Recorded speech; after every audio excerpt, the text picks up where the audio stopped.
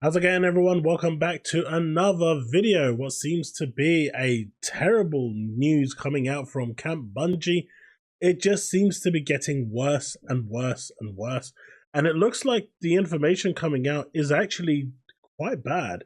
And more developers are now starting to speak up about this.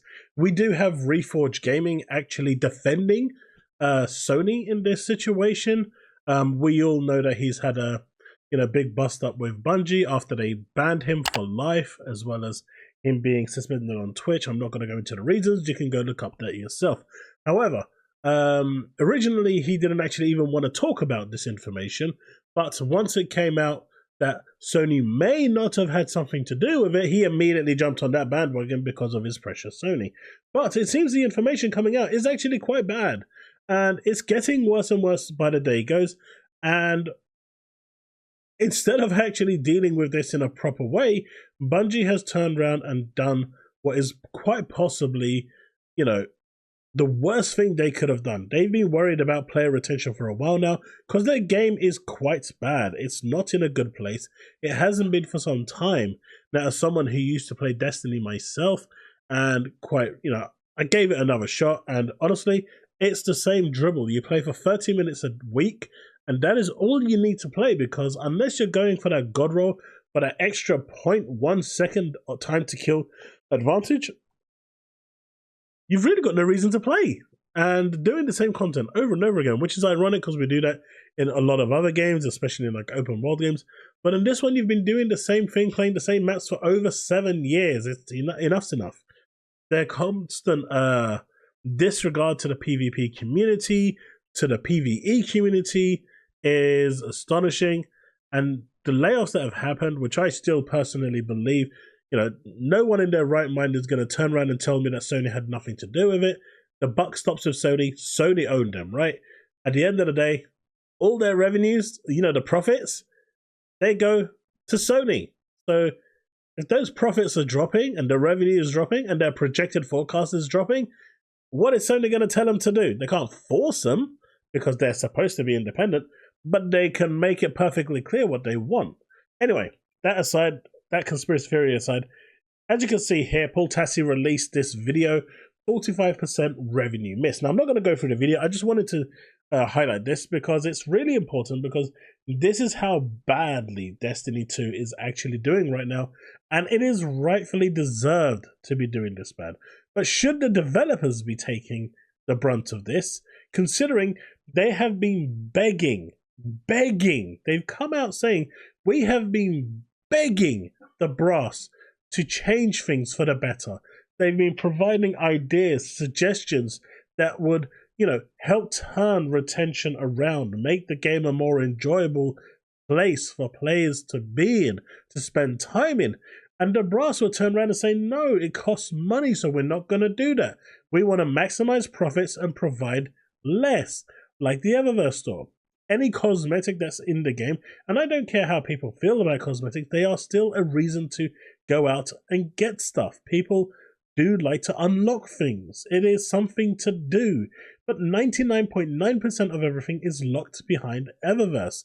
The events like the Halloween events that were supposed to be free to play because they are funded by Eververse are now being double dipped with another battle pass. For a real indication of how bad this is, I did release a video reacting to Aztecross's microtransactions from hell video. It's quite damning how bad of a cash cow the community of Destiny has become when it comes to Destiny 2, and Bungie is just milking everyone for everything it can get. And I've been saying this for a long time and have been vilified of it, for every time I mention it. But the reality is, Bungie does not care about the community. Bungie does not care about its staff. Bungie does not care about diversity. Bungie couldn't give two shits about anything outside of the bottom line profits. They are like any other corporation out there, including Sony, Microsoft, and everyone else, a business, right? At the end of the day, they are a business. A bit more ruthless when it comes to what they want. They put on that happy facade face. It's not like, Phil Spencer this morning with the other members of, staff outside of HQ, making pancakes for everyone for charity and raising money. The brass, the CEO themselves are actually out there cooking, for God's sake. You don't see that every day, but not everyone's going to be like that.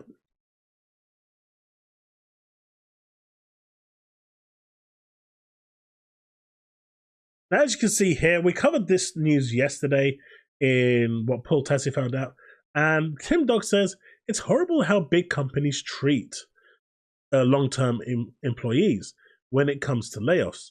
You should be given a grace period. Now, I actually disagree with this, right? There is real danger in this, and I'm going to get to that in a bit. Maybe a day or so to say goodbye. That part I agree with. And told beforehand to gather stuff and not have to be walked out by security if you haven't had a history of doing anything wrong. These people aren't criminals, for God's sake. Now, there's two ways of looking at this, right? Like, I've seen people getting laid off and they've actually tried to sabotage their work, the projects that they're working on, just so they can be asked to come back as a freelancer to be able to undo what they did.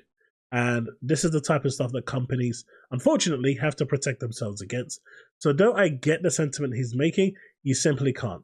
It's not possible. However, giving them the opportunity to say goodbye to friends and, staff that they've been working with for 10, 15, 20 years, some even like 30 years. I think that should have been arranged. They could have met outside the building or, just had a send-off or something in the reception or something. Something, right? Obviously you've got this dude over here. Yeah, give them time, right? So they can possibly come back with a weapon. Only in America. I'm sorry, but only in America. And this dude obviously is American, but only in America. In the UK, the worst that you're going to get is someone coming and sabotaging your code. Jesus Christ. Why?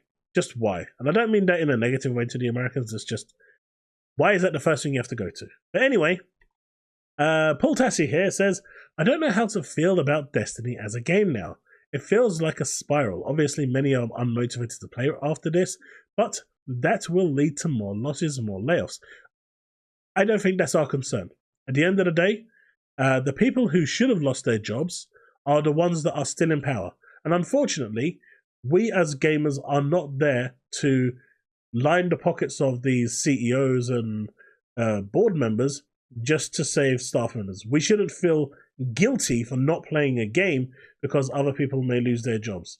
In the end, if enough people stop playing, the buck will eventually go to the top and those people in charge will be told to piss off and step down. Even total collapse.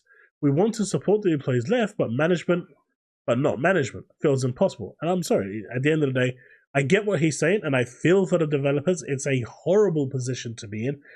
In the games industry, when I was working, this isn't bullshit. This is 100% truth. When I actually walked in on Valentine's Day into the building, there was Valentine's cards on the desk, but not everyone got them. You can see where this is going. And then I sat down at my desk and I didn't have one. And so I got kind of offended, right? Because, sure, I've been at the company for 6 months? But I thought I should be treated equally. So I went to my QA floor manager and I asked him, like, what's the deal here? What's going on? And he goes, trust me, you don't want one of those. Just sit down, be quiet, and get on with your work. It will all be revealed soon. And it turned out that those Valentine's cards was everyone's P45. This is how the games industry treats its people, right? This is how they treat staff. And this isn't isolated. I've heard stories similar in other companies as well. I'm not going to name the company I was working for, but I've literally heard stories like this in multiple different companies. It's horrendous. I mean, when we had, this is in the same company, right? When we had someone going in and speaking to HR, they were being escorted back with human resources to pick up their things and to leave. And there was this kind of toy there that basically was playing Another One Bites the Dust. And we had this really sick employee who every time someone came by, he would trigger that off going Another One Bites the Dust. This is like industry mentality almost. There are really fucked up people out there. But it is a thing. But at the end of the day, I think, more people should be reacting to this. More people should be, calling upon Bungie. The staff wanted to improve things and they chose not to. This one over here, Zavala, I have permission to share the story of a former Bungie employee that was let go. This is heartbreaking. And it reads, this morning, my off day, I woke up to a text telling me to make my way to the office for an important meeting. When I got there, the news had already been broken. It was a nightmare. People were crying at their desks, packing stuff up. And I checked my email and got the unfortunate news. I wasn't even told in person. I mean, these people, Bungie didn't even, at least where I worked, they told you to your face. You went into a meeting and they told you. Bungie didn't even have the audacity to sit down with the staff and tell them face to face. I've seen companies where they basically collect all the people that are going to be let go, tell them to collect their things, they bring them to a room and they tell them and they leave. But Bungie here didn't even have the audacity. By the time I left, my badge and everything had already been deactivated. I don't know what I'm going to do. It's really sad that this is the type of way Bungie is treating its employees. But they are all about calling their community a family and their staff members a family, and this is how you treat your family? Bungie are scum of the earth. Of course, then you've got this one over here. This morning, Bungie let me go. I don't have bad things to say about Bungie as a whole, but before I left, here are some things I was told. People from Microsoft tend to do poorly at Bungie. Surprise, surprise, Bungie doesn't really like Microsoft because they are generalists, not specialists. I didn't want to tell you to stop talking about Taylor Swift, but you need to talk about Marathon that way. Like, the staff of being forced to talk about Marathon in a way that they didn't even want to. Some people didn't like Marathon, and they were still being told that you have to talk about it with the same enthusiasm as you do about Taylor Swift. Like, stop and just take that in for a second. This is BioWare all over again with Anthem. You can't talk about Destiny 2. No one's allowed to mention that game in this building. That was a BioWare approach. This is exactly the same. I mean, have these developers not learned anything? I mean, it's not developers, board members. To have meaningful career development, you likely have to choose between work and being present with your family. This is 100% true. 100%, because I worked in the industry, and when I wanted a day, when I was releasing a game that I was co-lead on, I had to work like 30, 40 days without a single day off. And when I was telling them I am literally burnt out, because my contract was free monthly, they said if I miss a day, or if I don't turn up for the overtime, that could impact their decision in not employing me for another 3 months. They didn't care that I had a family. I had a newborn baby. And then when I finally handed my resignation in and told them enough's enough, I can't take this anymore, I have a life outside of this industry, they got very upset about why I'm leaving. Well, duh! I met some amazingly talented leaders and peers at Bungie and made some lifelong friends, but as a trans person, I am likely leaving the games industry and never looking back. I really don't blame you. As in hundreds of applicants for role, how come the only 4 people that made it through were white guys with decorated resumes, all similar, of course? Just thinking out loud. Now, I'm not going to comment on that because that could be for multiple reasons. The other applicants could just generally be absolutely trash. The other applicants could not have been as well qualified. Without seeing the resumes, you simply cannot. Although they say, yeah, I actually found out late at night on Monday through some paperwork that had ages and roles listed. But that's still not telling us anything about that. So in that regard, I'm not going to vilify, because I've seen situations where we have been recruiting and there have been some really, really bad resumes.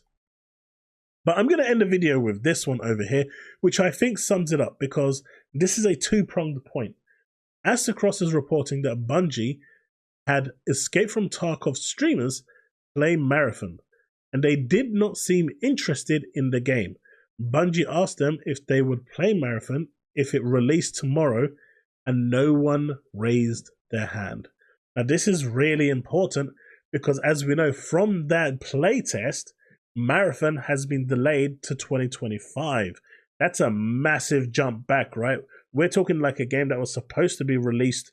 I mean, if they're talking about it tomorrow, it must have been near completion, and clearly the players weren't happy, and this has made them push it back. I mean, this is the company that turned around and got The Last of Us Factions 2 cancelled. They can't even manage their own games, and they're telling other people how to manage their games. This is really bad. But on top of that, with the delay of Destiny 2 to next year, a lot of people have been speculating about the timing of this and how it may not just be Bungie delaying Destiny 2, because the timing is really weird, right?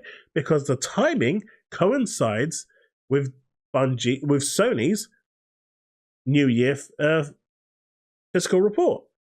So they're delaying it until, they're delaying it to June, so it goes into their next year fiscal profits, for their fiscal numbers. Because this year, their numbers are horrendous. So releasing it this year may bolster their numbers up a little bit, even though pre-orders are down and people are cancelling their pre-orders left, right, and center. I mean, one of my friends' raid team that they do play Destiny with, 5 of them have now cancelled their pre-orders, and the 6th one said they're cancelling it tomorrow. I've been seeing Twitter threads where people have just been posting pictures upon pictures of them just cancelling their pre-order. I think Paul Tassi has cancelled his pre-order. I've seen people in my Discord cancelling their pre-order. They've just posted pictures. I mean, people are really taking to this in a negative way. And if they wanted to retain player retention, treating their staff like they're pieces of shit probably isn't the best way to get the players on your side, especially in 2023, right? Especially in a time like this, they probably didn't want to do that. But at the end of the day, people saying that Sony has no hand in this, and now Destiny 2 is being delayed until June of next year, which coincides with the next fiscal year for Sony to bolster their profit numbers for the next year, and people are telling me and telling everyone else that Sony has no hand in Bungie, jog on. This decision, I mean, that clearly proves that they have weight in what Bungie do, right?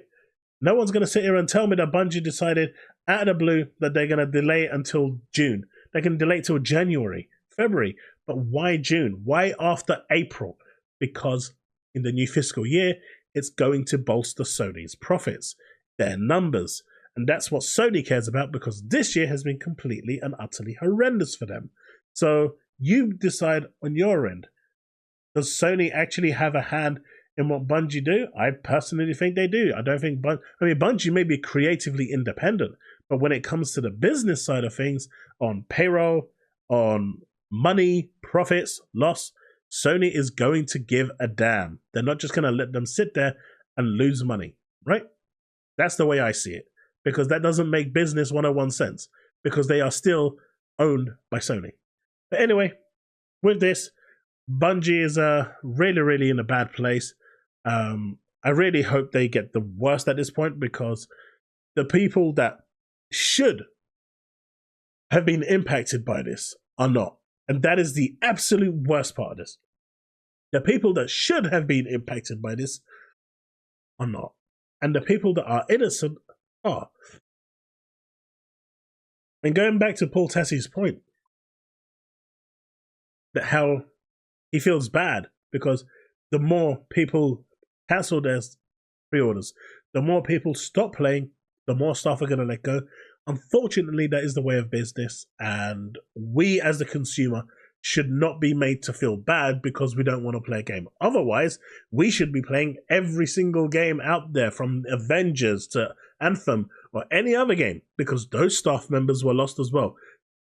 Did people not care about those developers that worked at BioWare for Anthem? Did they not care about those developers that worked on Avengers? Or is it a different thing for Sony employees? I don't know. That's all I'm saying. Anyway, that's this video. Thanks so much for watching. I'll see you in the next one. Remain legend.